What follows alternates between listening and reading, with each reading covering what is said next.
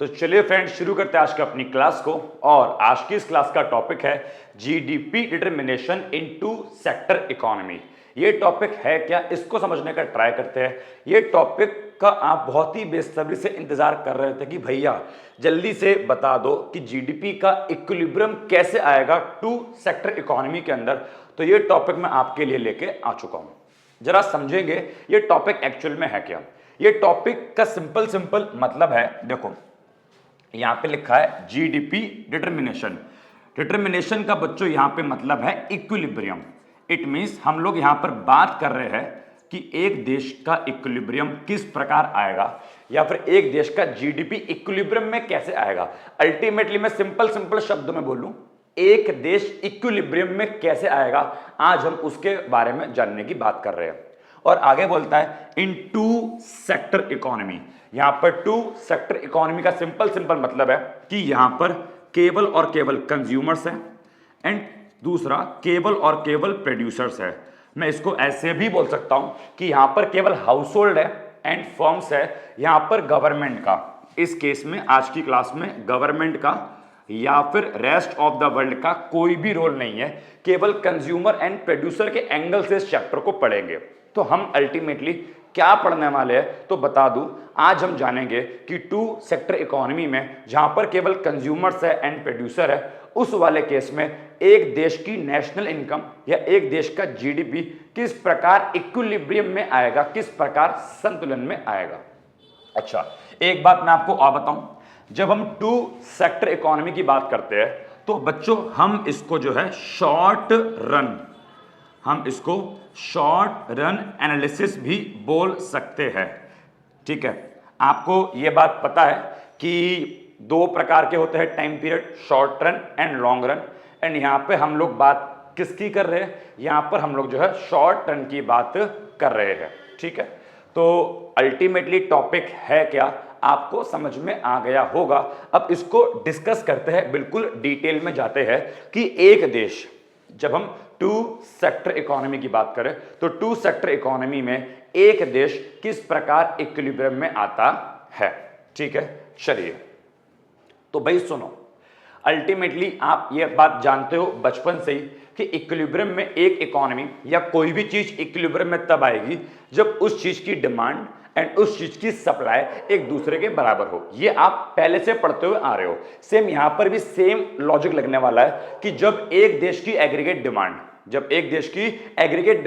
और एक देश की एग्रीगेट सप्लाई दोनों एक दूसरे के बराबर हो जाती है तो उसको इक्विलिब्रियम कहा जाता है। अब क्वेश्चन आता है एग्रीगेट डिमांड क्या होता है, तो नालायकों मैंने पिछली वीडियोस में कवर करवा रखा है, बट फिर भी मैं एक बार आपको दोबारा बताता हूं। एग्रीगेट डिमांड का सिंपल मतलब है कि एक देश में जितने भी कंज्यूमर्स है या फिर एक देश में जितने भी लोग हैं, उन सभी लोगों ने मिलकर टोटल जितनी भी गुड्स एंड सर्विस की डिमांड करी उसको एग्रीगेट डिमांड कहा जाएगा। मान लीजिए एक देश में 10 लोग हैं एंड 10 लोगों ने मिलके 500 यूनिट्स की डिमांड करी, तो 500 यूनिट्स मेरा क्या हो गया, 500 यूनिट्स मेरा हो गया एग्रीगेट डिमांड। दूसरी ओर होता है एग्रीगेट सप्लाई। अब एग्रीगेट सप्लाई क्या होता है तो ये भी आप जानते हो, इसको भी मैंने पहले कवर कर रखा है कि भाई साहब एग्रीगेट सप्लाई का सिंपल मतलब है कि एक देश में जितने भी प्रोड्यूसर्स है, प्रोडक्शन करने वाले, उन्होंने जितनी भी गुड्स एंड सर्विस का प्रोडक्शन किया उसको बोलूंगा एग्रीगेट सप्लाई। कि मान लीजिए एक देश में कुछ प्रोड्यूसर्स है एंड उन प्रोड्यूसर्स ने मिलकर 600 यूनिट्स गुड्स एंड सर्विस बनाई तो उसको बोलूंगा एग्रीगेट सप्लाई। तो जब aggregate demand and aggregate supply एक दूसरे के बराबर हो जाए तो ही इसको इक्विलिब्रियम कहा जाएगा, तो ही इसको जीडीपी डिटरमिनेशन कहा जाएगा। समझ में आ गया। अभी हमने जो एग्जांपल लिया उसमें हमारी जो डिमांड थी वो 500 थी और सप्लाई थी वो 600 थी, तो ये इक्विलिब्रियम नहीं है क्योंकि यहां पे डिमांड हम बोल रहे हैं 500 यूनिट, सप्लाई बोल रहे हैं 600 यूनिट, तो ये इक्विलिब्रियम नहीं है। इक्विलिब्रियम कब होगा, जब दोनों एक दूसरे के बराबर हो। ठीक है, अब मैं थोड़ा इसको और डिटेल में लेकर चलता हूं कि इक्विलिब्रियम आप बोल रहे हो कि दोनों बराबर हो तो इक्विलिब्रियम हो जाएगा। रट्टा मारना है क्या? रट्टा नहीं मारना भाई, बता रहा हूं भाई, रुको जरा, सब्र करो, बता रहा हूं कि दोनों बराबर होने पर ही इक्विलिब्रियम क्या होता है। बट उससे पहले आप लोग मेरे को यह बता दो कि इक्विलिब्रियम का मतलब क्या होता है। तो भैया हमको पता है इक्विलिब्रियम का सिंपल मतलब होता है, सुनना ध्यान से, इक्विलिब्रियम का सिंपल मतलब होता है स्टेज ऑफ मैक्सिमम सेटिस्फैक्शन। क्या बोला मैंने? स्टेज ऑफ मैक्सिमम सेटिस्फैक्शन, कि जब हम एक ऐसी स्टेज पर पहुंच जाए जहां पर हमें क्या मिले? Maximum satisfaction, satisfaction, satisfaction, satisfaction. तो मैं क्या बोलूंगा? हम कहां पहुंच गए? हम इक्विलिब्रियम में पहुंच गए। ठीक है, तो इक्विलिब्रियम का सिंपल मतलब मैंने क्या बोला? Stage of maximum satisfaction is known as equilibrium. अब मैंने बोला जब एक देश का aggregate demand and aggregate supply एक दूसरे के बराबर आ जाए तो इकोनॉमी इक्विलिब्रियम में आ जाएगी। ठीक है, अब जरा समझो मैं ऐसा क्यों कह रहा हूं। देखो भाई, एक तरफ लिखा मैंने एग्रीगेट डिमांड। एग्रीगेट डिमांड कौन करता है जी? कंज्यूमर्स लोग। और एक तरफ लिखा मैंने एग्रीगेट सप्लाई। एग्रीगेट सप्लाई कौन करता है जी? प्रोड्यूसर लोग। अब मेरी बात सुनना बहुत ध्यान से। मान लीजिए कि प्रोड्यूसर है, जो प्रोड्यूसर है, प्रोड्यूसर ने 600 यूनिट्स का प्रोडक्शन किया, जबकि कंज्यूमर्स है, कंज्यूमर्स ने केवल 500 यूनिट्स की डिमांड करी। तो इस केस में पता है क्या हो रहा है? इस केस में हमारा जो प्रोड्यूसर है वो सेटिस्फाई नहीं है। अरे भाई, टू सेक्टर इकोनॉमी की बात कर रहे हैं जहां पर केवल दो लोग हैं, एक कंज्यूमर डिमांड करने वाला और एक प्रोड्यूसर सप्लाई करने वाला। एंड इक्विलिब्रियम का मतलब मैं बार बार क्या बोल रहा हूं? बताओ। इक्विलिब्रियम का मतलब मैं बार बार बोल रहा हूं स्टेज ऑफ मैक्सिमम सेटिस्फैक्शन। जहां पर हमें क्या मिल जाए? मैक्सिमम सेटिस्फैक्शन मिल जाए, उसे ही मैं क्या बोलूंगा? उसी को मैं इक्विलिब्रियम बोलूंगा। अब हमारे कंज्यूमर ने 600 बनाए, एक कंज्यूमर सेटिस्फाई कब होगा? एक कंज्यूमर, सॉरी गलती हो गई, माफ करना, प्रोड्यूसर। हमारे प्रोड्यूसर ने, भाई एग्रीगेट सप्लाई करता है प्रोड्यूसर, हमारे प्रोड्यूसर ने कितने बनाए जी? हमारे प्रोड्यूसर ने 600 यूनिट्स बनाए। अब बताओ हमारा प्रोड्यूसर सेटिस्फाई कब होगा? हमारा प्रोड्यूसर सेटिस्फाई तब होगा जब उसके 600 की 600 यूनिट बिक जाए, कुछ ना बचे। एक दुकानदार सबसे अधिक सेटिस्फाई कब होगा? एक गोलगप्पे बेचने वाला है, एक गोलगप्पे बेचने वाला सबसे ज्यादा सेटिस्फाई तब होगा जितने गोलगप्पे वो बना के लाया वो सारे गोलगप्पे सेल हो जाए, उसका कुछ भी गोलगप्पे ना बचे, तो वो क्या होगा? एकदम खुश, सेटिस्फाई कि भाई सब पूरी सेल हो गई, कुछ भी माल नहीं बचा। ठीक है, क्या इस वाले केस में हमारा प्रोड्यूसर सेटिस्फाई है? नहीं है। उसने बनाए 600, डिमांड हुई 500 की, उसकी 100 यूनिट्स बच गई, वो परेशान हो गया कि यार 100 यूनिट्स बच गई, अब वो मेरी बर्बाद जाएगी, मेरी बेकार जाएगी। तो इसको तो मैं इक्विलिब्रियम नहीं बोलूंगा क्योंकि यहां पर हमारा प्रोड्यूसर सेटिस्फाई नहीं हुआ। चलिए कोई नहीं, अब दूसरा केस लेते हैं। मान लीजिए कि इस बार डिमांड हुई 600 यूनिट्स की, जो कंज्यूमर है वो क्या चाह रहे हैं? 600 यूनिट्स मिल जाए, लेकिन जो प्रोड्यूसर है उन्होंने सप्लाई करी केवल 500 यूनिट्स की, प्रोड्यूसर ने केवल 500 यूनिट्स ही बनाए। अब इस केस में क्या हो रहा है? इस केस में हमारा कंज्यूमर सेटिस्फाई नहीं है। कंज्यूमर चाह रहा है 600 मिल जाए, लेकिन मार्केट में मिल कितना है? केवल 500।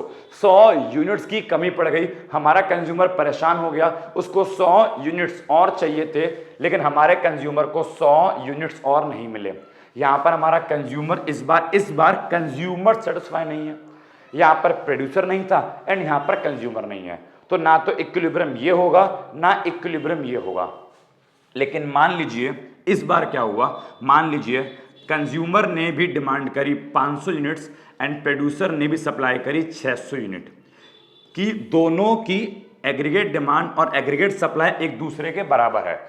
प्रोड्यूसर बोलता है मैं 500 बनाऊंगा, कंज्यूमर बोलता है मैं 500 खरीदूंगा। अब इस केस में क्या हुआ? ना तो प्रोड्यूसर के लिए कोई वस्तु बची, प्रोड्यूसर ने 500 बनाए, 500 के 500 सेल हो गए, एंड ना ही हमारे कंज्यूमर को कोई दिक्कत हुई। कंज्यूमर ने 500 की डिमांड करी, उसके 500 के 500 मिल गए। यहां पे प्रोड्यूसर भी सेटिस्फाई हो गया, हमारा कंज्यूमर भी सेटिस्फाई हो गया। ये क्या हो गई? ये हो गई स्टेज ऑफ, ये क्या हो गई? ये हो गई stage of maximum satisfaction. Consumer भी खुश, प्रोड्यूसर भी खुश, एंड इसी को अपन लोग क्या बोल देंगे? इसी को बोल देंगे कंज्यूमर इक्विलिब्रियम। समझ में आया? तो कंज्यूमर इक्विलिब्रियम कब मिलेगा? जब एक देश की aggregate demand and aggregate supply दोनों एक दूसरे के बराबर आ जाए। It's all about satisfaction. Okay babies, क्या बोला मैंने? It's all about what? It's all about satisfaction. ठीक है भाई साहब? ओके, समझ में आ रहा है भैया? मजा आ रहा है? मौज बांध दी। आगे बढ़ते हैं भाई साहब, अभी और मौज बांधते हैं। तो चलिए, समझ में आ गया? तो यहां पे क्या लिखा है? यहां पे साफ साफ सिंपल शब्दों में लिखा है कि कीन्स के अनुसार, जेम कीन्स के अनुसार एक इकोनॉमी इक्विलिब्रियम में तभी आती है जब एक देश की एग्रीगेट डिमांड किसके बराबर हो? वो बराबर हो जाए उस देश की एग्रीगेट सप्लाई के। ठीक है, अब जरा मेरी बात को आगे सुनो। तो हमने क्या बोला? बताओ, हमने क्या बोला? हमने बोला जब एग्रीगेट डिमांड और एग्रीगेट सप्लाई एक दूसरे के बराबर आ जाए उसको बोलेंगे इकोनॉमी इक्विलिब्रियम में है। अच्छा, आपको पता है ना, एग्रीगेट डिमांड को हम लोग एक्सपेंडिचर भी कहते हैं एंड एग्रीगेट सप्लाई को अपन लोग इनकम भी कहते हैं। तुम ऐसे भी बोल सकते हैं कि जब एक देश में होने वाला खर्चा उस देश की होने वाले इनकम के बराबर हो जाए, जितना हमने खर्चा किया उतनी ही देश में इनकम जनरेट हुई, तो इकोनॉमी कहां पर आ जाएगी? तो इकोनॉमी इक्विलिब्रियम में आ जाएगी। अब आपको पता है, आप लोग पढ़ के आए हो मुझसे कि एग्रीगेट डिमांड के होते हैं दो कंपोनेंट, क्या? Consumption and investment. And aggregate supply के होते हैं दो कंपोनेंट, क्या? Consumption and saving. अब मैंने बोला कि इक्विलिब्रियम में आने के लिए aggregate demand and aggregate supply का बराबर होना चाहिए। अब बताओ, कंजम्पशन से कंजम्पशन कट गया तो यहां पे क्या बचा? यहां बचा इन्वेस्टमेंट बराबर सेविंग। तो इसका मतलब मैंने बोल दिया कि इक्विलिब्रियम की एक कंडीशन या इक्विलिब्रियम का एक तरीका और सामने आ गया कि भाई साहब जब एडी और एएस बराबर होता है तब तो हम इक्विलिब्रियम में है ही हैं, लेकिन जब इन्वेस्टमेंट सेविंग के बराबर हो जाए हम तब भी इक्विलिब्रियम में आ सकते हैं। तो इक्विलिब्रियम में आने की हमारे पास दो तरकीब है, दो तरीके हैं। पहला, AD is equal to AS, यह है मेथड 1 या फिर अप्रोच 1। एंड दूसरा, इन्वेस्टमेंट बराबर सेविंग, जिसको मैं क्या बोलूंगा? Method 2 approach 2। आज के इस लेक्चर में, आज की इस क्लास में हम केवल aggregate demand and aggregate supply वाले मेथड को पढ़ेंगे कि जब एडीएस के बराबर हो तब इकोनॉमी इक्विलिब्रियम में कैसे आएगी। ठीक है बेटा? अगली क्लास में अपन लोग पढ़ेंगे इन्वेस्टमेंट और सेविंग कि जब इन्वेस्टमेंट सेविंग के बराबर हो तब इक्विलिब्रियम में कैसे आएंगे। ठीक है, सुनना समझना बात को बहुत ध्यान से बेटा। आज का ये लेक्चर समझोगे AD is equal to AS, तभी नेक्स्ट क्लास में समझ में आएगा इन्वेस्टमेंट बराबर सेविंग कैसे होता है। ठीक है, घबराना मत, कोई मुश्किल टॉपिक नहीं है, सिंपल टॉपिक है, मैं तुम्हारे साथ हूं। ठीक है, ओके। चलो भाई साहब, घबराने वाली कोई बात नहीं है बेटा, डोंट वरी। इको बहुत आसान है, मुझसे पढ़ रहे हो ना, मुझ पे भरोसा रखो, मेरे पे ट्रस्ट करो। बेबीज, बच्चों, भाइयों, बहनों, दोस्तों, सहेलियों, दिल टूटे आशिकों, इकोनॉमिक्स बहुत आसान है। ठीक है, देखो, तो एडी बराबर एस होना चाहिए, सी कट गया तो आई बराबर एस बी, क्या है? इसको भी अपन लोग इक्विलिब्रियम बोलेंगे। तो इक्विलिब्रियम की हमारे सामने क्या आ गई? दो अप्रोच। पहला method aggregate demand and aggregate supply approach, it means ये वाली। दूसरा method saving and investment approach, it means ये वाली। ठीक है, चलिए अब मैं आपको बताता हूं टेबल एंड डायग्राम के थ्रू। ये तो आपने थ्योरेटिकली पढ़ लिया कि aggregate demand and aggregate supply बराबर हो जाए तो इकोनॉमी इक्विलिब्रियम में आ जाएगी, बट ये बराबर कैसे होंगे एक बार उसको टेबल और डायग्राम के थ्रू समझने का ट्राई करते हैं। ठीक है, ये थोड़ी सी थ्योरी है, ये थ्योरी मैं आपको अभी पढ़ाऊंगा, लेकिन पहले कंसेप्ट समझ लो, उसके बाद इस थ्योरी को पढ़ेंगे। ठीक है, चलिए देखो भाई, अब मैं आपको टेबल और डायग्राम के थ्रू एक्सप्लेन करने का ट्राई करता हूं। यहां पे हम लोग जो टेबल बनाएंगे, यहां पे सबसे पहले आएगा आपका इनकम का कॉलम, फिर यहां पे आपका कंजम्पशन, यहां पे सेविंग, यहां पे इन्वेस्टमेंट। कंजम्पशन और इन्वेस्टमेंट को जोड़ूंगा तो एग्रीगेट डिमांड आ जाएगा, कंजम्पशन एंड सेविंग को जोड़ूंगा तो एग्रीगेट सप्लाई आ जाएगा। एंड यहाँ पे फिर एक कॉलम में और बनाऊंगा, बताऊंगा क्या है। सुनो, अब इनकम तो आप लोग जानते ही हो, इनकम स्टार्ट करेंगे बिल्कुल जीरो से एंड यहाँ पे 100, फिर 200, ऐसे करके अपने इनकम के कॉलम को पूरा कर लेंगे। अच्छा, कंजम्पशन वाला कॉलम होपफुली आपको आता होगा। क्यों भाई? कंजम्पशन तो मैंने अलग से पढ़ा रखा है ना, मेरी वीडियो भी है जहाँ पे मैंने केवल और केवल डिटेल में कंजम्पशन के बारे में एक्सप्लेन कर रखा है। यहाँ पे शीशा है, मिरर, उसमें देखता रहता हूँ कि मेरे बाल तो खराब नहीं हुए। हाँ भाई, और खराब होते हैं मैं सेट कर लेता हूँ। सुनो नालायकों, मेरे बालों को मत देखो, टेबल डायग्राम को देख लो। तो ये इनकम आ गई। अब अगर कंजम्पशन की बात करें तो आपको पता होगा कंजम्पशन वाला कॉलम जो होता है हमने पहले भी लेक्चर में पढ़ रखा है, मैं आज उसको डिटेल में डिस्कस नहीं करूंगा क्योंकि हमें अभी बहुत सारा पढ़ना है। देखिए जी, कंजम्पशन शुरू होगी मान ली 40 से, क्योंकि अगर इनकम जीरो है, इनकम अगर जीरो है हम तब भी कुछ ना कुछ तो कंज्यूम करते ही है, जैसे क्या बोलते हैं ऑटोनॉमस कंजम्पशन। उसके बाद कंजम्पशन, इनकम अगर बढ़ेगी तो अपने को पता है कि जैसे जैसे इंसान की इनकम बढ़ती है वैसे वैसे इंसान अपने कंजम्पशन को बढ़ाता है। तो मेरी इनकम बढ़ी तो मेरी कंजम्पशन भी बढ़ेगी, 40 से बढ़ के 120 हो गई। इनकम बढ़ी, कंजम्पशन और 200, फिर कंजम्पशन हो गई मेरी 280, फिर 360। मैं हर बार कंजम्पशन को 80 से बढ़ा रहा हूं। उसके बाद ये हो गई 440, उसके बाद ये हो गई 520, 520। ठीक है, अब बात करें सेविंग की, तो इनकम है, ये कंजम्पशन है। अगर मैं इनकम में से कंजम्पशन माइनस कर दूं तो सेविंग आता है। आपको पता है ना कि इनकम इज इक्वल टू क्या होता है, सी प्लस एस। अगर यहां से क्या निकालनी हो सेविंग, तो इनकम में से कंजम्पशन माइनस कर दूंगा, क्या मिल जाएगी मेरे को, सेविंग। 0 में से 40 गए, यहाँ पे आपका आएगा -40, यहाँ पे आपका आएगा -20, यहाँ पे आपका आएगा 0। 300 में से इतना गए, यहाँ पे आएगा प्लस का 20, प्लस का 40, प्लस का 60 एंड प्लस का 80। ओके, अब बात करें इन्वेस्टमेंट की, तो जेम कीन्स के अनुसार हमने क्या मान रखा है, जेम कीन्स के अनुसार हम लोग मान के चल रहे हैं कि इन्वेस्टमेंट हमारी कैसी है, ऑटोनॉमस है। और ऑटोनॉमस इन्वेस्टमेंट का यहां मतलब है इन्वेस्टमेंट हमारी कांस्टेंट है, इन्वेस्टमेंट का हमारी इनकम से कोई भी लेना देना नहीं है। तो इन्वेस्टमेंट कैसी है, इन्वेस्टमेंट है कांस्टेंट 40, यहां भी 40, हमने इसको 40 मान रखा है। आप चाहो 50 मान लो, 60 मान लो, कुछ भी मान लो, बट फिर सेम रहेगा। अच्छा एक बात बताओ, अभी आगे वाले कॉलम बनाने से पहले अगर मैं एक बात देखूं तो मेरे को यह बात समझ में आती है कि इनकम और कंजम्पशन को अगर मैं कंपेयर करूं तो दोनों में एक प्रकार का पॉजिटिव रिलेशन है। जैसे जैसे इनकम बढ़ती है इंसान अपना कंजम्पशन बढ़ाता है।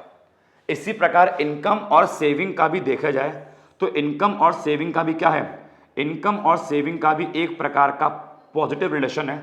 जैसे जैसे इनकम बढ़ती है इंसान अपनी सेविंग बढ़ाता है। देखो ना, सेविंग बढ़ तो रही है, पहले -40 थी, फिर बढ़ी -20, फिर और बढ़ी 0, फिर बढ़ के 20, 40, 60, 80। इट मीन्स जो हमारा कंजम्पशन है और जो सेविंग है ये दोनों ही हमारे इनकम पर डिपेंड करते हैं। बट आप देख पा रहे हैं इनकम का और इन्वेस्टमेंट का आपस में कोई संबंध नहीं है। इनकम बढ़े या घटे, इन्वेस्टमेंट मेरी कांस्टेंट है। तो इस बात को ध्यान रखेंगे कि इनकम का और कंजम्पशन का एक रिलेशन है जिसको बोलूंगा पॉजिटिव। इनकम बढ़ती है, कंजम्पशन बढ़ती है। इसी प्रकार इनकम का एंड सेविंग का भी संबंध है, इनकम बढ़ेगी सेविंग बढ़ेगी। बट इनकम का इन्वेस्टमेंट के साथ कोई संबंध नहीं है। इनकम बढ़े या घटे इन्वेस्टमेंट में कोई फर्क नहीं पड़ेगा।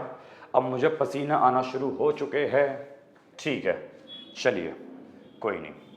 अब aggregate demand and aggregate supply वाले कॉलम की बात करें तो आइए मैं इनके कॉलम को भी जो है बनाता हूं। ठीक है, देखो भाई,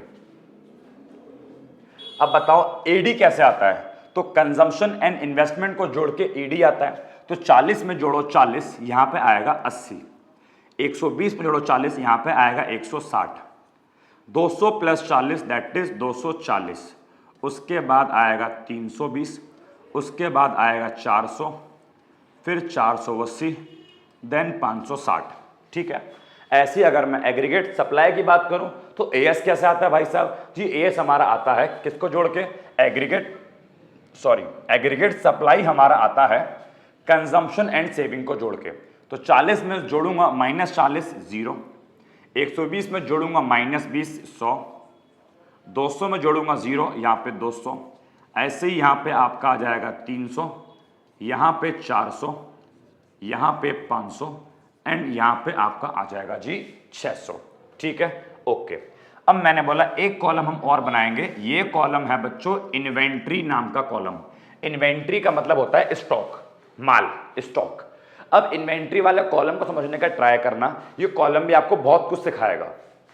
देखो भाई, एक बात बताओ, अगर मैं इन्वेंट्री का फॉर्मूला बोल दूं तो तो आप निकाल लूंगा, बट फॉर्मूला नहीं, थोड़ा प्रैक्टिकली समझने का प्रयास करते हैं, ठीक है, थोड़ा प्रैक्टिकली समझने का प्रयास करते हैं। नीचे से यहां से देखते हैं। एक बात बताओ, आपने एग्रीगेट सप्लाई का मतलब प्रोडक्शन कितना हुआ, एंड एग्रीगेट डिमांड का मतलब उसकी डिमांड कितनी हुई।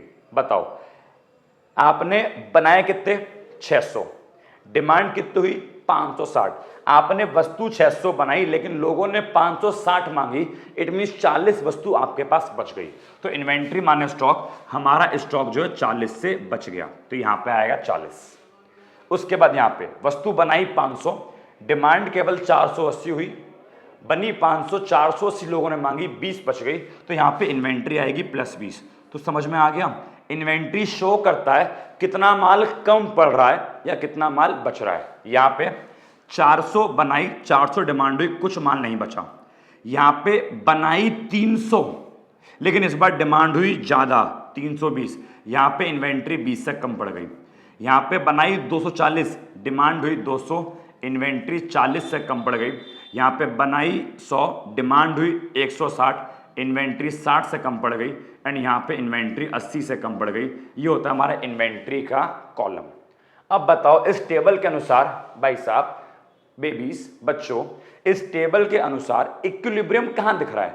तो मेरे साथियों, इस टेबल के अनुसार मुझे इक्विलिब्रियम दिख रहा है कि जहां पर aggregate demand and aggregate supply दोनों क्या आ गए, एक दूसरे के बराबर आ गए। देखो ना, देखो ध्यान से, यहां पे एग्रीगेट डिमांड कितनी है 400, सप्लाई कितनी है 400, दोनों बराबर आए कि नहीं आए, आ गए। इसी पॉइंट को बोलूंगा इक्विलिब्रियम, कि इसी पॉइंट पर मेरा क्या है इक्विलिब्रियम, कि जब मेरी इनकम कितनी है 400, तो 400 के इनकम लेवल पर हम इक्विलिब्रियम में है। एंड देखो यहां पे इन्वेंट्री भी क्या आ गई 0, और मैंने आपको पहले भी कहा था कि मैक्सिमम सेटिस्फैक्शन कब मिलेगा, मैक्सिमम सेटिस्फैक्शन तब मिलेगा जब बनाने वाला भी खुश और बेचने वाला भी खुश। तभी तो मेरी इन्वेंट्री 0 आ गई, कि मैंने बनाए 400 एंड लोगों ने खरीदे भी 400, तो ना तो मेरा कुछ माल बचा, ना ही मेरा कुछ माल कम पड़ा, इन्वेंट्री हो गई 0, मैं इक्विलिब्रियम में आ गया। एंड यहां पे आपको एक चीज और दिख रही होगी, मैंने कहा था कि इक्विलिब्रियम में aggregate demand and aggregate supply तो बराबर होते ही होते हैं, इक्विलिब्रियम में सेविंग और इन्वेस्टमेंट भी बराबर होते हैं। तो यहां पे आप देख पा रहे होंगे, यहां पे सेविंग और इन्वेस्टमेंट भी क्या है, ये भी दोनों एक दूसरे के बराबर है। तो होपफुली इस टेबल के अंदर तो आपको इक्विलिब्रियम दिख गया होगा, लेकिन अब मैं इसको भाई साहब डायग्राम के थ्रू शो करने का प्रयास करता हूं कि डायग्राम में इक्विलिब्रियम कैसे मिलेगा। ठीक है बच्चा लोग, देखो, ओके, देखो भाई, अब डायग्राम की बात करते हैं। तो ये हमारा डायग्राम है, यहां पे आएगा हमारा इनकम। मैं आपको बता दूं, यहां पे आप इनकम बोल दो, ठीक है, यहां पे हमारा आता है इनकम। आप चाहो तो आप इसको आउटपुट भी बोल सकते हो, एंड चाहो तो यहां पे एम्प्लॉयमेंट भी शो किया जा सकता है। इनकम बोल लो, आउटपुट बोल लो, या फिर एम्प्लॉयमेंट बोल लो। एंड यहां पे अपना क्या आएगा, एग्रीगेट डिमांड। चलो भाई, अब देखो अगेन बोल रहा हूं, एग्रीगेट डिमांड कर्व कैसे बनता है ऑलरेडी हम लोग पढ़ चुके हैं। एग्रीगेट सप्लाई कर्व कैसे बनता है इसको भी ऑलरेडी पढ़ चुके हैं। यहां पे मैं केवल कर्व बना रहा हूं, ठीक है, और उनका इक्विलिब्रियम शो कर रहा हूं। एग्रीगेट डिमांड कर्व हमारा स्टार्ट होगा 80 से, 80 मतलब देखो ना, स्टार्टिंग कहां से 80 से, तो 80 का मतलब क्या है कि एग्रीगेट डिमांड का थोड़ा ऊपर से शुरू होगा, 80, 160, 240, और इसकी वैल्यू बढ़ रही है। तो एग्रीगेट डिमांड का स्टार्ट होगा 80 से एंड ऊपर की ओर बढ़ता हुआ जाएगा। तो मान लीजिए ये हमारा बन गया एग्रीगेट डिमांड कर्व। ओके, अब एएस कर्व या फिर इसको बोलूंगा इनकम कर्व। आपको पता है एग्रीगेट सप्लाई को इनकम भी कहते हैं। इसकी सेटिंग कहां से हो रही है 0 से, फिर 100, 200, 300, 400, इसकी वैल्यूज भी बढ़ रही है। स्टार्ट होगा 0 से एंड ये भी बढ़ता हुआ ऊपर की ओर जाएगा। तो ये हमारा क्या बन गया, ये बन गया हमारा as curve, aggregate supply curve, या फिर आप इसको वाई इनकम कर्व भी बोल सकते हो। अच्छा, आपको पता होगा जो एग्रीगेट सप्लाई कर्व होता है वो हमारा 45 डिग्री का बनता है। हालांकि यहाँ पे क्या पता आपको लग ना रहा हो 45 डिग्री का है, ठीक है, मैंने स्केल से नहीं बनाया, मैंने कंपास से नहीं बनाया, बट याद रखना एएस कर्व होता है 45 डिग्री का। ये हो गया हमारा एडी कर्व। एंड अब इतनी बात तो आपको पता होगी इकोनॉमिक्स के अंदर कि जहां पर भी दो कर्व आपस में इंटरसेक्ट करते हैं, कि यहां पे दोनों ने एक दूसरे को काटा, काटा मतलब एएस ने एडी को काटा। तो यहां पे जब एएस कर्व और एडी कर्व आपस में कट करते हैं तो जिस भी पॉइंट पे कट करेंगे, इकोनॉमिक्स क्या बोलता है, इकोनॉमिक्स कहता है कि जब दो कर्व आपस में कट करेंगे तो वहां पर क्या होती है, दोनों की वैल्यू सेम होती है। इट मींस इस पॉइंट पर aggregate demand and aggregate supply दोनों एक दूसरे के बराबर होंगे। एंड जब दोनों एक दूसरे के बराबर होंगे तो उसको मैं क्या बोलूंगा, उसी को कहा जाएगा इक्विलिब्रियम। ठीक है, तो ये हमारा क्या आ गया, इक्विलिब्रियम पॉइंट। एंड नीचे आके मैं चेक कर लूंगा कि इस पॉइंट पर, नीचे आके चेक कर लेंगे अपन लोग कि इस पॉइंट पर इनकम का लेवल क्या है। तो यहां लिखा था मान लो ओ वाई, तो ओ वाई क्या है हमारा, ओ वाई इनकम का लेवल है। इसका मतलब बोलूंगा कि O Y level of income पर हमारी इकोनॉमी कहां पे है, हमारी इकोनॉमी इक्विलिब्रियम में है। ठीक है, यही पे क्या है, एडीएस के बराबर। क्योंकि अगर आप इसके राइट में जाओगे तो एएस कर्व ऊपर है, एडी कर्व नीचे है। राइट में जाते ही अपने को शो होगा कि एएस कर्व ऊपर, इट मींस एएस है ज्यादा और एडी कर्व नीचे, एडी है कम। और अगर मैं इसके लेफ्ट में आऊंगा तो यहां पे लेफ्ट में आते ही मेरे को शो होगा, इस बार एडी कर्व ऊपर है, एएस कर्व नीचे है। मेरे को शो होगा कि यहां पे एडी है ज्यादा, एएस है कम। तो अल्टीमेटली इक्विलिब्रियम कहां मिलेगा, अल्टीमेटली मेरे को इक्विलिब्रियम केवल और केवल यहां पर मिलेगा जहां पर एडी और एएस क्या है, दोनों एक दूसरे के बराबर है। होपफुली ये डायग्राम के थ्रू भी आपको समझ में आ गया होगा। ठीक है, तो पेपर में ये टेबल बनेगी, पेपर में ये डायग्राम बनेगा एंड इस टेबल डायग्राम को आपको पेपर में एक्सप्लेन भी करना पड़ेगा। बिना एक्सप्लेनेशन के आपको नंबर नहीं मिलेंगे। देखो अब बताऊं, वैसे तो टॉपिक यहां पे खत्म हो गया, हालांकि अभी वीडियो में थोड़ा आगे चल के 2 टॉपिक और आने वाले हैं कि अगर हम इस लेवल पे पहुंच जाए तो इक्विलिब्रियम में कैसे आएंगे, या फिर हम इस लेवल पे हो तो इक्विलिब्रियम में कैसे आएंगे, वो भी अभी आगे आएगा। बट इस टेबल एंड डायग्राम को पहले आप एक बार जो है इसका एक्सप्लेनेशन देख लीजिए, पेपर में आपको एक्सप्लेन भी करना पड़ता है। ठीक है, तो सिंपल बोलता है कि टेबल डायग्राम में एडी क्या शो करता है, जो एडी कर्व वो शो करता है एग्रीगेट डिमांड को, और जो 45 डिग्री की लाइन हम लोगों ने बनाई, ये वाली ओ से लेके वाई तक, इसको ओ वाई बोल दिया। तो 45 डिग्री की जो लाइन है उसे क्या बोलेंगे, उसको बोलेंगे एग्रीगेट सप्लाई कर्व। अब क्या बोलता है, इक्विलिब्रियम कहां मिलेगा, तो अपने को इक्विलिब्रियम कहां मिला, पॉइंट ई पर मिला। देखो ना कहां मिला, पॉइंट ई पर मिला, जहां पर क्या है, aggregate demand and aggregate supply दोनों एक दूसरे के बराबर है। एंड ये बात ध्यान देने वाली है, याद रखना कि इस इक्विलिब्रियम लेवल पे हमारी इनकम कितनी है, तो इनकम है ओ वाई। ओ वाई कैसे चेक करो, अगर मैं इस इक्विलिब्रियम के नीचे आया तो इनकम कितनी है, ओ से लेके वाई तक, ओ वाई इज द, इसको बोलूंगा O Y is the equilibrium level of income. It means ये इनकम का वो लेवल है जहां पर हम कहां पर है, इक्विलिब्रियम में है। अगर बात करूं टेबल की, तो इस पूरी टेबल में हम इक्विलिब्रियम इस लेवल पे हैं एंड इस लेवल पे इनकम कितनी है जी, इनकम है 400। तो मैं बोलूंगा कि 400 इनकम के लेवल पे हम कहां पे हैं, हम इक्विलिब्रियम में हैं। ठीक है, मैं एक बार एक्सप्लेन कर रहा हूं, बस बार बार नहीं करूंगा आगे, एक बार आप समझ लो। आगे बोलता है, अगर बात करें टेबल की, तो equilibrium level of income table में कितना है, 400 करोड़, जस्ट हमने अभी देखा। बोलता है इस 400 करोड़ पे aggregate demand and aggregate supply दोनों एक दूसरे के बराबर है। ये भी कितने हैं, ये भी 400 करोड़ है। आगे बोलता है बिफोर पॉइंट ई, अगर मैं पॉइंट ई से पहले की बात करूं, इट मींस अगर मैं पॉइंट ई के इस साइड की बात करूं, बिफोर ई से पहले, इट मींस लेफ्ट की बात करूं, तो क्या बोलता है, aggregate demand is more then aggregate supply. वहां पर एडी ज्यादा है और एएस कम है। और अगर मैं आफ्टर पॉइंट ई के बाद, इट मींस मैं राइट की बात करूं, तो वहां पे क्या है, एग्रीगेट डिमांड कम है एग्रीगेट सप्लाई से। इसीलिए इक्विलिब्रियम ना तो पॉइंट ई से पहले होगा ना ही पॉइंट ई के बाद होगा। इक्विलिब्रियम केवल और केवल कहां मिलेगा, पॉइंट ई पर मिलेगा, जहां पर aggregate demand is equal to, किसके बराबर है जी, वो बराबर है किसके, एग्रीगेट सप्लाई के।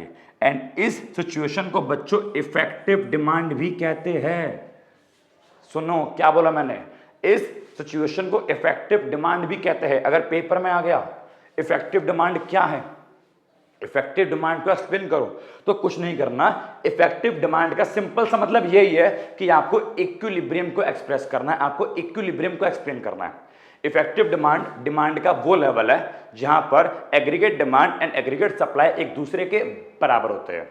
जिस लेवल पे दोनों बराबर होते हैं उसी को क्या बोलते हैं, उसी को इफेक्टिव डिमांड कहते हैं। होपफुली ये एक्सप्लेनेशन आपको समझ में आ गया होगा। अब यहां पे एक नोट आ रहा है, ये नोट क्या बोलता है? अब ये नोट वही वाली बात कह रहा है कि जरूरी है, बोलो बोलो, जरूरी है कि एक देश में aggregate demand and aggregate supply बराबर ही हो? नहीं, जरूरी नहीं है। हो सकता है एग्रीगेट डिमांड ज्यादा हो, सप्लाई कम हो, या फिर एग्रीगेट डिमांड कम हो, सप्लाई ज्यादा हो। तो इट मींस फिर इकोनॉमी इक्विलिब्रियम में नहीं है। तो क्या करना पड़ेगा? ऐसे केस में इकोनॉमी को, देश को वापस से इक्विलिब्रियम में लेके आना पड़ेगा। एंड वो कैसे हो, मतलब वो कैसे होगा, इसको मैं आपको एक्सप्लेन करता हूं। तो नोट क्या लिखा है? तो बोलता है कि इफ, अगर जो प्लान्ड स्पेंडिंग, स्पेंडिंग माने खर्चा, या फिर आप उसको एग्रीगेट डिमांड बोल लो, कि अगर aggregate demand not equal to, बराबर ना हो किसके? प्लान्ड आउटपुट, आउटपुट माने प्रोडक्शन, या फिर आप उसको एग्रीगेट सप्लाई बोल दो। तो यहां क्या बोलता है कि अगर आपका एग्रीगेट डिमांड बराबर ना हो किसके? एग्रीगेट सप्लाई के, तो क्या होगा? तो बोलता है then the process of readjustment will start in the economy to reach equilibrium level of income again. तो क्या होगा? तो इकोनॉमी में एक प्रक्रिया चालू होगी, एक रीएडजस्टमेंट का प्रोसेस चालू होगा, जिसके थ्रू हम इकोनॉमी को वापस से इक्विलिब्रियम में लेके आएंगे। एंड इस प्रोसेस को क्या बोलेंगे? इसको बोलते हैं एडजस्टमेंट मैकेनिज्म। तो एडजस्टमेंट मैकेनिज्म का सिंपल मतलब है कि इकोनॉमी को वापस से इक्विलिब्रियम में कैसे लाया जाएगा अगर इकोनॉमी इक्विलिब्रियम में ना हो तो आइए इसको भी समझने का ट्राई करते हैं भाई साहब, कोई दिक्कत वाली बात नहीं है। समझ में आ रहा है ना? मजा आ रहा है ना? बस समझो और मजे लो, ठीक है? चलो भाई देखो, तो ये बोलता है, हम क्या पढ़ रहे हैं? अब हम पढ़ रहे हैं द एडजस्टमेंट मैकेनिज्म के प्रोसेस को पढ़ रहे हैं, ठीक है? बोलता है केस 1 कि पहला केस, अगर प्लान डिमांड या फिर एग्रीगेट डिमांड क्या है? ज्यादा, किससे? एग्रीगेट सप्लाई से। तो क्या करेंगे? पहले मैं आपको इसको डायग्राम में शो करता हूं, डायग्राम में इसको शो किस प्रकार किया जाएगा, ठीक है? तो मान लीजिए वही कि ये अपनी क्या है? ये अपनी इनकम लाइन है, या फिर मैं इसको एएस कर भी बोलूंगा, ठीक है? ओ वाई, जो कि हमेशा कितने की होगी? ये ऑलवेज 45 डिग्री की होगी। एंड ये मैंने बनाया क्या? ये बनाया, मान लो मैंने अपना एग्रीगेट डिमांड कर्व, ये मेरा एडी कर्व है, ये मेरा एएस कर्व है, ठीक है? अब ये दोनों यहां पर मिले तो ये मेरा क्या है? ये मेरा इक्विलिब्रियम है। एंड इसको मैंने यहां पे चेक करा तो मेरा क्या है? ओ से लेके वाई तक इक्विलिब्रियम लेवल ऑफ इनकम है। अच्छा, इसके एक्स एक्सिस पे क्या आता है? आप जीडीपी बोल लो, या फिर आप क्या बोल लो कि यहां पे आता है हमारा इनकम, या फिर आउटपुट, है ना, या फिर हमारा एम्प्लॉयमेंट, ठीक है? अब यहां पे इकोनॉमी इक्विलिब्रियम में है ओ वाई पर, लेकिन मान लीजिए हम इकोनॉमी में इस लेवल पर है जिसको मैंने बोला ओ वाई 1, मैं इकोनॉमी में ओ वाई 1 पर हूं, इस लेवल पर हूं। और अगर मैं इस लेवल पे चेक करूं तो क्या हो रहा है? तो भाई साहब इस लेवल पे ये हो रहा है कि अगर ऊपर आओ देखो तो इस लेवल पे मेरी इनकम या एग्रीगेट सप्लाई केवल यहां तक है, और ऊपर गया तो एग्रीगेट डिमांड यहां तक है। तो इस OY1 पर मैंने पाया कि एग्रीगेट डिमांड कर्व ऊपर है, एग्रीगेट सप्लाई कर्व नीचे है। इट मींस एग्रीगेट डिमांड है ज्यादा एंड एग्रीगेट सप्लाई है कम। अगर मान लो मैंने ये वाला एरिया शेड कर दिया तो शेडेड एरिया, ये शेडेड एरिया क्या शो कर रहा है? ये शो कर रहा है aggregate demand is more than the aggregate supply, and यही तो हमारा केस है, AD is more than the AS. अब इस केस में मैं इस समय यहां पर हूं, OY1 पर हूं, एंड मुझे OY पर मेरे को यहां पर पहुंचना है। तो मैं यहां पर कैसे पहुंचूंगा? हमको वही सीखना है कि वापस इकोनॉमी को इक्विलिब्रियम में किस प्रकार लाया जाएगा। तो चलिए मैं इसको आपको समझाने का प्रयास करता हूं, ठीक है? देखो भाई, तो हमारे जो केस नंबर 1 है, हमारा केस 1 निकल के आ रहा है कि एग्रीगेट डिमांड है ज्यादा और एग्रीगेट सप्लाई है कम। अगर मैं एग्जाम्पल की बात करूं तो मान लीजिए डिमांड हो रही है 500 यूनिट्स की, ये अपना एग्जांपल ले रहा हूं मान लो अलग से, जबकि सप्लाई केवल हुई 300 यूनिट्स की। यही वाला केस है जी, एग्रीगेट डिमांड ज्यादा सप्लाई कम। अब इसका मतलब जरा समझो प्रैक्टिकली है क्या। भाई मान लीजिए कि मैंने 300 वस्तु बनाई, भाई सप्लाई मैंने 300, मुझे क्या पता कि कितनी डिमांड होने वाली है, मैंने अपने अकॉर्डिंग सोच समझ के 300 यूनिट्स बना ली। लेकिन जब लोग खरीदने आए तो लोग खरीदने आए जा रहे आए जा रहे आए जा रहे, एंड ऐसे कर करके भाई साहब 500 लोग आ गए। अब वस्तु मैंने केवल 300 बनाई है, लोग आ रहे हैं, मैं उनको वस्तु बेच रहा हूं और हौले हौले मेरा स्टॉक कम हो रहा है। 300 था, मैंने वस्तु बेचना शुरू किया, वो स्टॉक कम होके 200 हो गया, कम होके 150 रह गया, है कि नहीं है। तो जब एग्रीगेट डिमांड क्या हो ज्यादा एंड एग्रीगेट सप्लाई क्या हो कम, तो क्या होगा, जो मेरी इन्वेंट्री है कि नहीं है, जो मेरी इन्वेंट्री है या फिर जो मेरा स्टॉक है वो हौले हौले घटना शुरू हो जाएगा। स्टॉक 300 का था, वो घट के 200 हो गया, वो घट के 150 हो गया, कस्टमर आए जा रहे आए जा रहे आए जा रहे, एंड एक टाइम ऐसा आएगा मेरा सारा का सारा स्टॉक खाली हो जाएगा, बट फिर भी कस्टमर खड़ा होगा क्योंकि मैंने वस्तु कम बनाई है एंड कस्टमर ज़्यादा है। तो इन्वेंट्री हौले हौले कम होगी और एक लेवल ऐसा आएगा कि जो मेरा सारा का सारा स्टॉक है वो सोल्ड आउट हो जाएगा, मेरा सारा का सारा स्टॉक खत्म हो जाएगा, मेरे पास कुछ भी नहीं बचेगा। अब मेरे सर पे इस समय 200 कस्टमर खड़े हैं एंड मेरे पास वस्तु बेचने को कुछ भी नहीं है। अब मैं क्या करूं, अपने कस्टमर को वापस भगा दूं कि नहीं नहीं वापस घर जाओ वस्तु नहीं है, नहीं नहीं ऐसा नहीं होगा। मैं क्या करूंगा, मैं अपनी कस्टमर की वांट्स को पूरा करूंगा, मैं उनकी डिमांड को पूरा करूंगा। मैं गिनूंगा कि कितने लोग हैं, कि अच्छा 200 लोग हैं एंड 200 गुड्स की डिमांड और करनी है। तो क्या करूंगा, जो वर्कर्स वस्तु बनाकर घर चले गए थे, जो 300 वस्तु वर्कर्स ने बनाई थी, वस्तु बनाकर घर चले गए थे, उन वर्कर को मैं कॉल करूंगा एंड बोलूंगा कि जल्दी से दुकान पर आ जाओ, कस्टमर खड़े हुए, उन्हें सामान बेचना है, जल्दी से सामान बना के दो, मेरे को सामान बेचना है। तो क्या होगा, मैं वापस से अपने प्रोडक्शन के लेवल को बढ़ाऊंगा। मैं क्या करूंगा, मैं वापस से अपने प्रोडक्शन के लेवल को बढ़ाऊंगा। एंड मैं कितना प्रोडक्शन बढ़ाऊंगा बताओ, जितनी मेरी डिजायर है, एंड मेरी डिजायर कितनी है 200, क्योंकि 300 तो बेच चुका हूं, 200 कस्टमर खड़े हैं, तो अब मैं 200 गुड्स का प्रोडक्शन करूंगा, तो मैं अपने प्रोडक्शन को बढ़ाऊंगा। लेकिन ये बताइए कि जो प्रोडक्शन है ये प्रोडक्शन कैसे बढ़ेगा। तो प्रोडक्शन को बढ़ाने के लिए मैं क्या करूंगा, मैं उन वर्कर्स को वापस बुलाऊंगा, जिससे क्या होगा, मैं उन्हें वापस काम पे रखूंगा, जिससे देश में एम्प्लॉयमेंट बढ़ेगा, वो लोग काम करेंगे, ठीक है, एम्प्लॉयमेंट बढ़ेगा, इससे देश में क्या होगा, 200 यूनिट से प्रोडक्शन बढ़ेगा, आउटपुट बढ़ेगा। एंड क्योंकि उन वर्कर्स को मैंने काम पर बुलाया, एम्प्लॉयमेंट बढ़ा, ठीक है, उन्हें मैंने काम पर बुलाया, एम्प्लॉयमेंट बढ़ा, तो क्या होगा, काम के बदले उनको मैं सैलरी दूंगा, जिससे कि क्या होगा, उन वर्कर्स की इनकम भी बढ़ेगी, ठीक है, उन वर्कर्स की इनकम भी बढ़ेगी। एंड ऐसे करते करते मैं अपने आप इक्विलिब्रियम में पहुंच जाऊंगा, आपको पता भी नहीं चला हम इक्विलिब्रियम में पहुंच चुके हैं। कैसे, क्योंकि देखो ना, इस पूरे प्रोसेस में क्या हुआ, जैसे ही एग्रीगेट डिमांड ज़्यादा थी, सप्लाई कम थी, तो मेरी इन्वेंट्री घटना शुरू हो गई।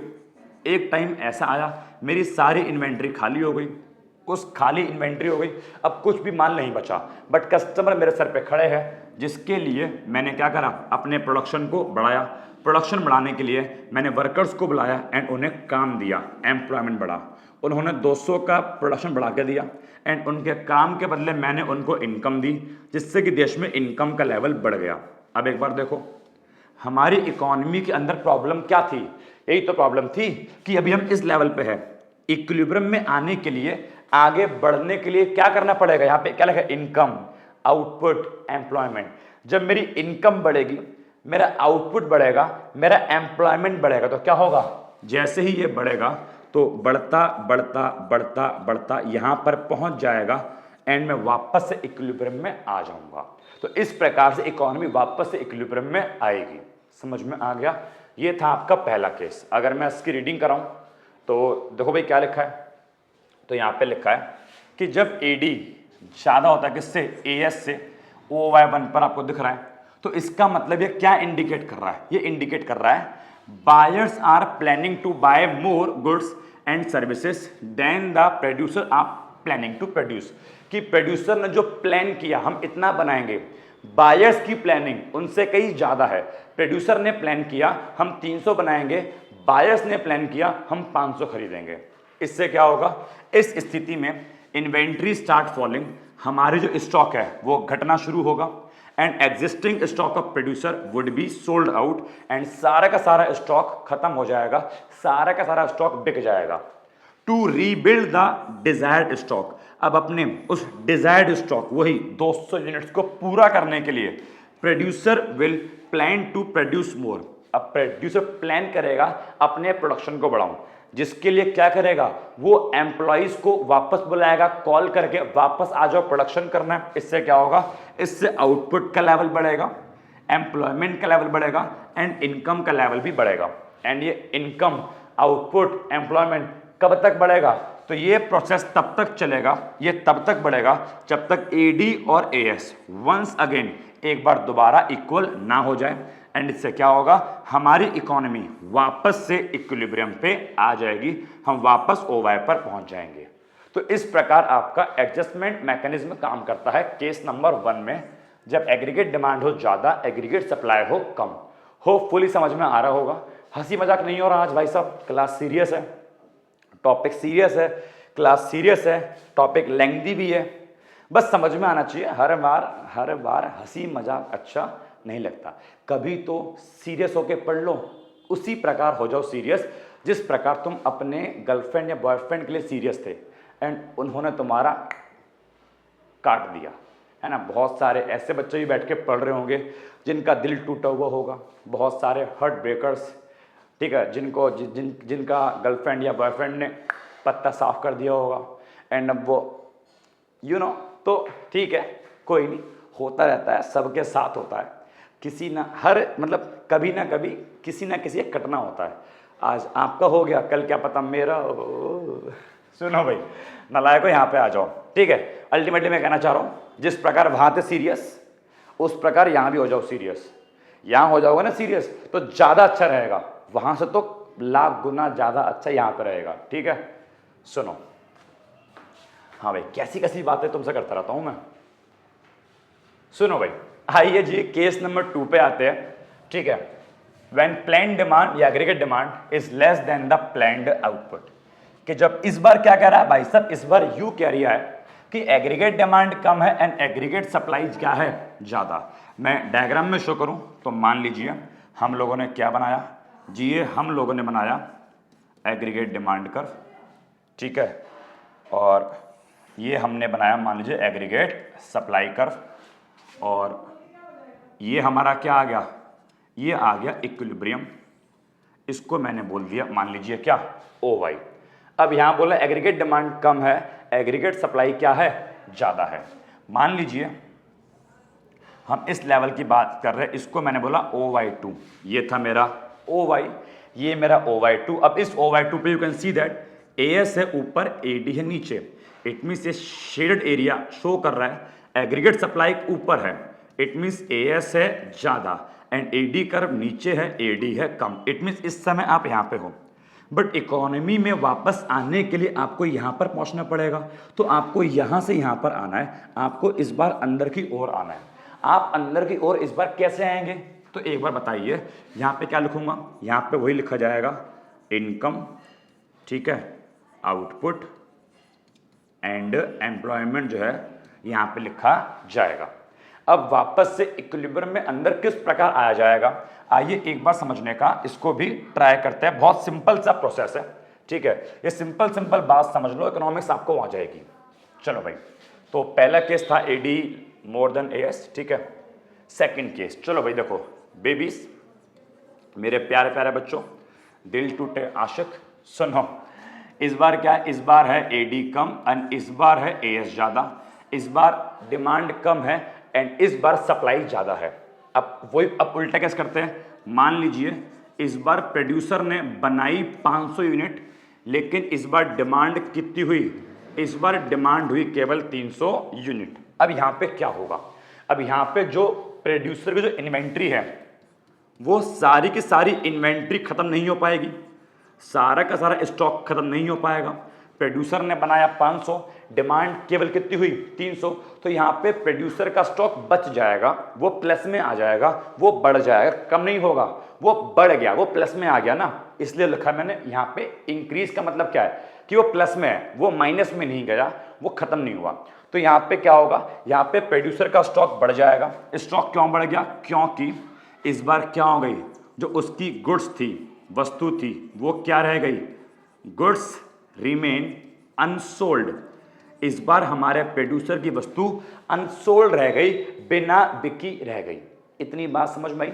अब इससे क्या होगा, अब बताओ क्या करें भाई, मैंने 500 बनाया था, कस्टमर 300 आए, 200 माल मेरा बच गया, क्या करूं, उस 200 के माल में आग लगा दूं, बोलो, उस 200 के माल में आग लगा दूं, मिट्टी का तेल छिड़क दूं, भाई क्यों, इतनी मेहनत से मैंने माल बनाया, मेरा पैसा लगा, अब भाई सारी डिमांड नहीं हुई तो मैं क्या करूं, आग थोड़ी लगा दूंगा, मैं अब उस वस्तु को संभाल के रखूंगा, अपने गोडाउन में डाल दूंगा, और जब अगली बार दोबारा कस्टमर डिमांड करने आएंगे, भाई कस्टमर अगेन डिमांड करने आएंगे ना, बिल्कुल आएंगे, क्यों आएंगे, क्योंकि ये थोड़ी है कि कस्टमर एक बार वस्तु ले गया अब वो जीवन भर चलती रहेगी, नहीं भाई, एक बार कस्टमर वस्तु ले गया तो हर वस्तु का टाइम पीरियड होता है, वो वस्तु खत्म होगी, एंड खत्म होने के बाद वही कस्टमर भागा भागा दोबारा आएगा कि भैया भैया दोबारा वस्तु दे दो, दोबारा गुड्स दे दो। तो क्या करूंगा, उसके लिए अब मैं नई थोड़ी गुड्स बनाऊंगा, नई गुड्स नहीं बनाऊंगा, जो 200 पड़ी हुई थी उसी में से दे दूंगा, भाई मैंने बना रखा था ना, उसको फेंकूंगा थोड़ी, जो 200 मेरी पड़ी हुई थी मैं उसी में से जो है गुड्स दे दूंगा, ठीक है। तो यहां पे क्या होगा, गुड्स रिमेन अनसोल्ड। अब मैं अब जरा समझो, गुड्स रिमेन अनसोल्ड। अब मान लीजिए तो क्या होगा, अब मैं नेक्स्ट टाइम, सुनना बहुत ध्यान से, अब नेक्स्ट टाइम जब कस्टमर अगेन डिमांड करने आएगा तो मैं प्रोडक्शन बढ़ाऊंगा नहीं, क्योंकि मैं पहले पुराना माल बेचूंगा ना, तो क्या होगा, मैं अपने प्रोडक्शन को कम कर दूंगा।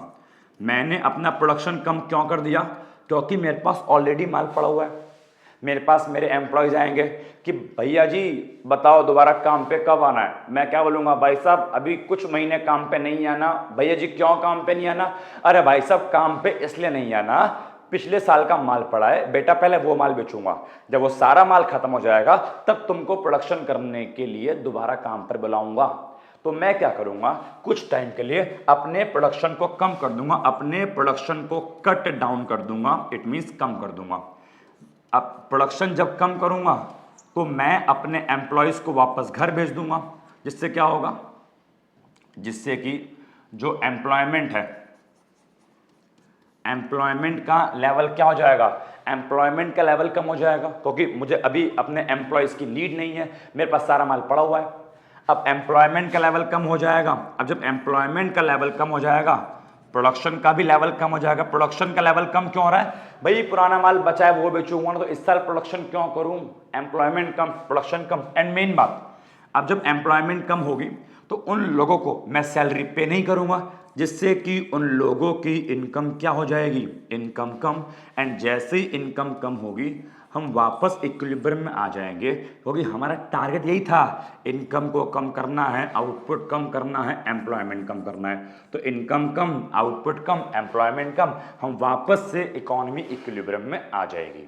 होपफुली ये पूरा का पूरा, ये पूरे के पूरे ये इस चार्ट से समझ में आपको आ गया होगा, ठीक है।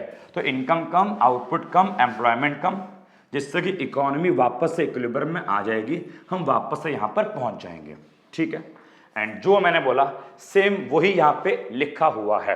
अगर मैं पढ़ाऊं तो जब ईडी क्या होता है, कम, किससे, एग्रीगेट सप्लाई से एट O/2, डायग्राम में कहां पर है, O/2 पर, यहां पे हम तो बोलता है, ये इंडिकेट करता है कि buyers are planning to buy less goods and services than what the producers are planning to produce. ये इंडिकेट करता है कि प्रोड्यूसर ने इस बार जो प्लान किया हम इतना प्रोडक्शन करेंगे, बायर्स की जो प्लानिंग क्या है वो कम है, लेस, कि बायर्स की प्लानिंग है इस बार हम कम खरीदेंगे, एंड प्रोड्यूसर की प्लानिंग क्या थी, इस बार हम ज्यादा बनाएंगे। प्रोड्यूसर ने 500 बना लिया लेकिन बायर ने केवल 300 परचेस किया।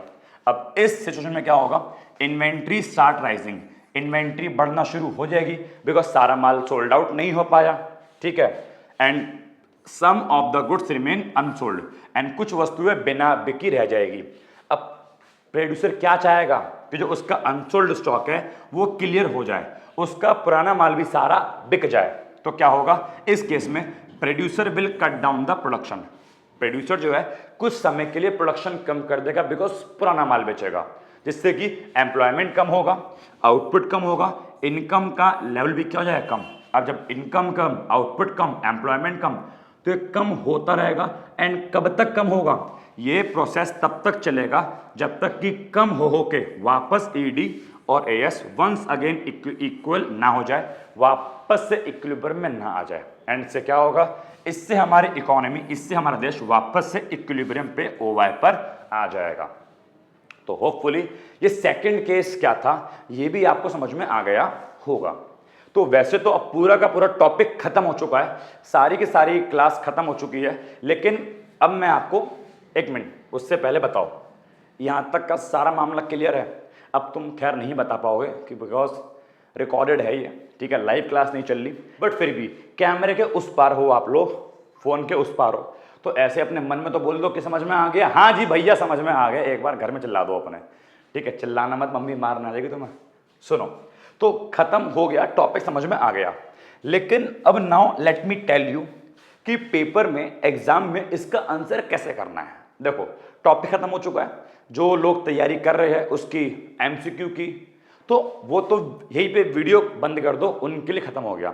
लेकिन अब मैं उन बच्चों की बात कर रहा हूं जिनको पेपर में लिख के आना है, जिनका एग्जाम सब्जेक्टिव है, डिस्क्रिप्टिव है, जहां पे आपके अपने आंसर को पूरा जो फॉर्म करके आना है, तो हम उनकी बात करते हैं। तो सुनो, अगर ऐसा कोई क्वेश्चन आए या इकोनॉमिक्स में कैसा भी कोई भी क्वेश्चन आए, तो उसको फॉर्म करने का सिंपल सा सबसे अच्छा तरीका होता है, पहले उस टॉपिक का थोड़ा इंट्रोडक्शन, थोड़ी इसकी लिखो थ्योरी, थोड़ी सी थ्योरी लिखने के बाद आप उसका टेबल बनाएंगे, आप उसका डायग्राम बनाएंगे, एंड टेबल एंड डायग्राम को फिर आप एक्सप्लेन करेंगे, एंड एक्सप्लेन करने के बाद ऐसे कुछ अदर टॉपिक आते हैं, देन आप उसको भी बताएंगे।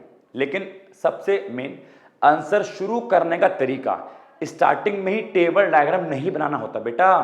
मैं टीचर हूं, मैं अपने बच्चों के पेपर चेक करता हूं, मैं भी जो है पढ़ाता हूं, मैं आपको बता रहा हूं कि टेबल एंड डायग्राम से कोई आंसर शुरू नहीं करना होता। सबसे पहले आप उस टॉपिक का थोड़ा इंट्रोडक्शन देंगे, उसके बाद टेबल डायग्राम पे आएंगे। तो जहां पे भी मैंने आपसे कहा था वीडियो में कि इस वाले पेज पर मैं आऊंगा, ये वाला इसको छुड़वाया था मैंने, तो ये कुछ नहीं है, ये हमारे टॉपिक का एक इंट्रोडक्शन है। अगर मान लो पेपर में क्वेश्चन आता है कि एडीएस अप्रोच के अनुसार जीडीपी डिटर्मिनेशन को बताइए या इक्विलिब्रियम को बताइए, तो पहले आप ये लिखेंगे थ्योरी, उसके बाद आप बनाएंगे ये टेबल डायग्राम, टेबल डायग्राम के बाद हमने इसको एक्सप्लेन किया, उसके बाद इसमें दो और केसेस थे, पहला केस और दूसरा केस, हमने उसको बताया, ठीक है। तो इंट्रोडक्शन खैर आपको सब ये पता ही है, ऑलरेडी पता है, इसलिए मैंने नहीं पढ़ाया था, ये सब जो लिखा हुआ है ना, ये ऑलरेडी मैं आपको पढ़ा चुका हूं, इसलिए मैंने आपको नहीं पढ़ाया था। बट फिर भी अगर आप चाहते हैं तो 2 मिनट में मैं एक बार उसकी रीडिंग करवा देता हूं, जिन बच्चों को, जो चाहते हैं बच्चे कि भैया एक बार रीडिंग करवा दो, इंट्रोडक्शन हमें क्या लिख के आना है एक बार आप बता दो, तो आइए मैं उनको एक बार रीडिंग करवाता हूं कि आपको इस आंसर की शुरुआत ऐसे करनी है। देखो भाई, तो बताऊंगा कि केन्स के अनुसार इक्विलिब्रियम अचीव वहां पे होता है जहां पर एग्रीगेट डिमांड इक्वल हो, किसके, एग्रीगेट सप्लाई के। एंड इस स्थिति को हम लोग क्या बोलते हैं, भूल गए, इसी को अपन लोग बोलते हैं इफेक्टिव डिमांड। मैंने कहा था ना, जब एडीएस के बराबर हो उसी को इफेक्टिव डिमांड कहते हैं। अब ये लिखा पहले मैंने कि इक्विलिब्रियम कहां पे आता है। अब अपने आंसर को थोड़ा बड़ा करने के लिए, ताकि मेरे को अच्छे नंबर मिल जाए, मैंने एग्रीगेट डिमांड का लिखा मीनिंग, ठीक है, कि एग्रीगेट डिमांड क्या होता है। तो एग्रीगेट डिमांड दर्शाता है कि एक देश में गुड्स एंड सर्विस की जितनी भी टोटल डिमांड हुई उसी को एग्रीगेट डिमांड कहते हैं। फिर मैंने एग्रीगेट डिमांड के होते 2 कंपोनेंट, भूल गए, कंजम्पशन एंड इन्वेस्टमेंट, थोड़ा मैंने उनके बारे में बोल दिया कि एग्रीगेट डिमांड जो होता है ना, उसके होते हैं 2 कंपोनेंट, पहला कंपोनेंट कंजम्पशन एक्सपेंडिचर एंड दूसरा कंपोनेंट इन्वेस्टमेंट एक्सपेंडिचर। फिर मैंने बताया कि जो हमारा कंजम्पशन है, जो हमारा कंजम्पशन है उसका डायरेक्ट संबंध होता है इनकम के साथ। एंड ये वाली बात देखो मैंने यहां पे डिस्कस करी थी आप लोगों से कि कंजम्पशन का इनकम के साथ होता है पॉजिटिव संबंध, कंजम्पशन सॉरी हाँ, उसके बाद सेविंग का इनकम के साथ होता है संबंध पॉजिटिव, लेकिन इन्वेस्टमेंट का इनकम के साथ कोई संबंध नहीं होता। उन्हीं तीनों बातों को यहां पे लिखा है मैंने कि कंजम्पशन और इनकम में क्या है डायरेक्ट संबंध, मतलब कि consumption rises with rise in income, कि इनकम के बढ़ने पे कंजम्पशन बढ़ता है। फिर मैंने बोला कंजम्पशन का इन्वेस्टमेंट के साथ संबंध, और यहां क्या बोला मैंने कि जो इन्वेस्टमेंट एक्सपेंडिचर है वो कैसा है, वो हमारा ऑटोनॉमस है। And you know autonomous investment वो होती है जो इनकम पर डिपेंड नहीं करती, इनकम बढ़े या इनकम घटे इन्वेस्टमेंट में कोई चेंज नहीं होगा। वही लिखा है कि it does not change with change in level of income. हो गया, तो यहां पे एग्रीगेट डिमांड पूरा हो गया। मैंने थोड़ा कंजम्पशन के बारे में बोल दिया एंड थोड़ा इन्वेस्टमेंट के बारे में बोल दिया। इससे आपके पेपर में, आपके आंसर में कुछ लाइनें बढ़ गई, इससे आपका आंसर लेंथी भी हो गया, ठीक है, एंड आपको अच्छे नंबर भी मिल जाएंगे। उसके बाद यहां से मैंने बात करी किसकी, एग्रीगेट सप्लाई की। क्या बोलता है कि एग्रीगेट सप्लाई का सिंपल मतलब है total flow of goods and service in an economy, कि एक देश में जितनी भी गुड्स एंड सर्विस का प्रोडक्शन हुआ उसे क्या बोलेंगे, उसको बोलेंगे एग्रीगेट सप्लाई। अब बोलता है कि एग्रीगेट सप्लाई की बात करें तो उसके अंदर भी दो कंपोनेंट आते हैं, पहला कंजम्पशन एक्सपेंडिचर एंड दूसरा सेविंग। अब क्योंकि कंजम्पशन एक्सपेंडिचर की बात मैं ऑलरेडी यहां पर कर चुका हूं, तो मैं कंजम्पशन एक्सपेंडिचर की बात दोबारा नहीं करने वाला, बस अब मैं बात करूंगा सेविंग की। एंड यहां पे मैंने क्या बताया था कि सेविंग का इनकम के साथ क्या होता है पॉजिटिव संबंध, इनकम बढ़ेगी तो सेविंग भी बढ़ेगी। वही बात मैंने डिट्टो यहां लिख दी, क्या कि सेविंग्स आर डायरेक्टली संबंधित with the level of income, मतलब कि इनकम बढ़ेगी तो सेविंग का लेवल भी बढ़ेगा। तो देख रहे हो मैंने सेविंग के बारे में, इन्वेस्टमेंट के बारे में, कंजम्पशन के बारे में थोड़ा लिख दिया, थोड़ा मैंने इंट्रो दे दिया। मेरा ये एक अच्छी शुरुआत है अपने आंसर को लिखने की। एंड लास्ट में मैंने बोल दिया कि इस स्थिति में, किस स्थिति में, जब एडीएस के बराबर होता है तो इस स्थिति में जो हमारी सेविंग है वो भी इन्वेस्टमेंट के बराबर होती है। एंड इसको भी अपन लोग क्या बोलते हैं, इसको भी अपन लोग इक्विलिब्रियम कहते हैं। बट सेविंग और इन्वेस्टमेंट वाला इक्विलिब्रियम मैं डिटेल में आपको नेक्स्ट क्लास में पढ़ाऊंगा। समझ में आ गया? बताइए। तो अपने आंसर की शुरुआत आप इस थ्योरी से करेंगे, ये थ्योरी लिख के आएंगे, ठीक है। आप चाहो तो उसका स्क्रीनशॉट ले लो, ठीक। इस थ्योरी के बाद ये टेबल बनेगी, ये डायग्राम, फिर आप इसको एक्सप्लेन करेंगे। एंड आफ्टर इट्स एक्सप्लेनेशन ये दो केस भी आप बताएंगे, एडी ज्यादा और एएस कम हो तो क्या होगा, और एडी कम एएस ज्यादा तो क्या होगा, ठीक है। सो लगभग 1 घंटे के आसपास की वीडियो बन गई होगी, ठीक है। तो चलिए आज के लिए इतना काफ़ी है, मिलते हैं नेक्स्ट क्लास में, नेक्स्ट वीडियो में, नेक्स्ट लेक्चर में। एंड जब तक मैं ना मिलूँ दुआओं में याद रखना, पसंद अगर आई हो तो लाइक शेयर सब्सक्राइब भी कर देना, ठीक है। चलिए बाय बाय, गुड नाइट।